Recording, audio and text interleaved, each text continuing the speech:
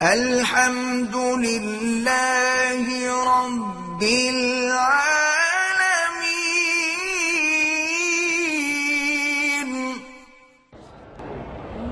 اگر دو آدمی نماز پڑھ رہے ہیں اور تیسرا آدمی آ جائے تو امام آگے ہو جائے، دونوں وہ پیچھے کھڑے ہو جائیں۔ حضور پاک نے ارادہ فرمایا تھا بی بی سودا کو طلاق دینے کا، لیکن دی نہیں ہے طلاق۔ تمہیں کیا مسئلہ ہے اس مسئلے پوچھنے کا؟ نہیں، مجھے بتائیں آپ کو تکلیف کیا ہے؟ عجیب بات، بی بی سودا کو طلاق ہے نہیں ہے، تمہیں کیا تکلیف ہے؟ تمہیں کیا مسئلہ ہے؟ آپ نے ارادہ فرمایا تھا، بی بی سودا بھاری بدن ہو گئی تھی، بڑھاپا ہو گیا تھا، اور انہوں نے آ کے پھر حضور سے درخواست کی۔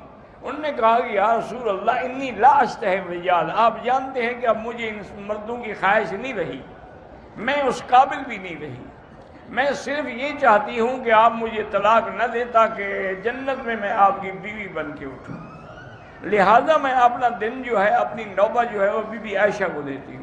تو حضور نے پھر طلاق نہیں دی۔ اگر عدالت میں خلو کے لیے درخواست دے تو لازمی ہے کہ خاوند کو بلا کے اسے دستخط لیے جائیں۔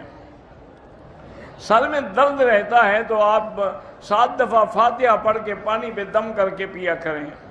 نرم مسلح پہ بھی نماز ہو جاتی ہے، لیکن اتنا نرم نہ ہو کہ آدمی کا چہرہ جو ہے وہ کھب جائے۔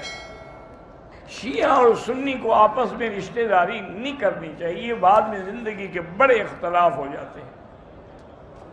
یہ ڈش کا کام کرنا جو ہے کام ہے، اس کو اچھے کام میں بھی لایا جاتا ہے، برے کام میں بھی، کوئی حرج نہیں۔ جو پیسے آتے ہیں، مزدوری، تنخواہ، سب حلال ہے۔ اگر ناخن توڑ کے کمرے میں پھینک دے کوئی نحوست نہیں ہوتی۔ تم خود جو ناخنوں کے ساتھ کمرے میں رہتے اس سے نحوست نہیں ہوتی؟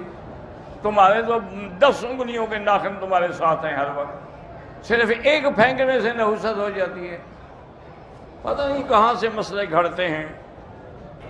ماہانہ تنخواہ میں اپنے بہن بھائیوں، والدین پہ خرچہ کرنا، بالکل سب سے بڑا بہتر صدقہ تو یہی ہے کہ اپنے رشتہ داروں پہ خرچ کیا جائے۔